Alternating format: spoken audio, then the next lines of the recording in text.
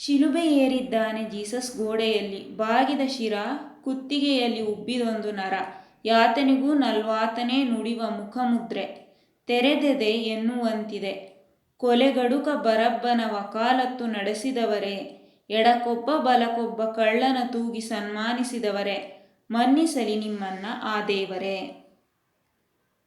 ಇಲ್ಲಿ ಬರುವಂತಹ ಕಠಿಣ ಪದಗಳೆಂದರೆ, ಶಿಲುಬೆ ಕ್ರೈಸ್ತರಲ್ಲಿ ತಪ್ಪಿತಸ್ಥರನ್ನು ಕೊಲ್ಲಲು ನಿರ್ಮಿಸಿದಂತಹ ಮರದ ಒಂದು ಸಾಧನ.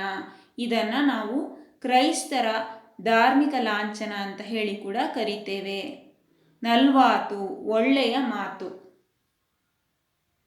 ಗೋಡೆಯ ಮೇಲೆ ಶಿಲುಬೆಗೆ ಏರಿಸಿದಂತಹ ಚಿತ್ರಪಟವಿದೆ. ಅಂದರೆ ಯೇಸುವಿನ ಚಿತ್ರಪಟವನ್ನು ಇಲ್ಲಿ ಪರಿಚಯ ಮಾಡಿಕೊಡಲಾಗ್ತಿದೆ. ಬಾಗಿದ ತಲೆ, ಕತ್ತಿನಲ್ಲಿ ಉಬ್ಬಿದಂತಹ ನರ, ನೋವಿನಲ್ಲಿಯೂ ಕೂಡ ಎಲ್ಲರಿಗೂ ಒಳಿತನ್ನೇ ಬಯಸಿದ, ತನ್ನನ್ನು ಗಲ್ಲಿಗೇರಿಸಿದವರಿಗೂ ಕೂಡ ಒಳಿತನ್ನೇ ಮಾಡು ಎಂಬ ಪ್ರಾರ್ಥನೆ ಇದೆ. ಈ ರೀತಿಯ ಮುಖಮುದ್ರೆಯನ್ನು ಯೇಸು ಇಲ್ಲಿ ಹೊಂದಿದ್ದಾನೆ.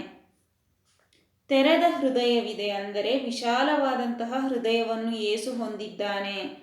ಅಂದು ಕೊಲೆಗಡುಕ ಬರಬ್ಬನ ಪರ ವಕಾಲತ್ತು ವಹಿಸಿ ಎಡಕೊಬ್ಬ ಬಲಕೊಬ್ಬ ಕಳ್ಳರ ನಡುವೆ ನಿಲ್ಲಿಸಿ ಶಿಲುಬೆಗೆ ಏರಿಸಿದಂತಹ ನಿಮ್ಮನ್ನು ಆ ದೇವರು ಮನ್ನಿಸಲಿ ಎಂಬಂತಹ ಭಾವವನ್ನು ನಾವು ಯೇಸುವಿನ ಪ್ರತಿಕೃತಿಯಲ್ಲಿ ಕಾಣಬಹುದು. ಈ ಸಂದರ್ಭವನ್ನು ನಾವು ಈ ಪದ್ಯ ಭಾಗದಲ್ಲಿ ಕಾಣಬಹುದಾಗಿದೆ.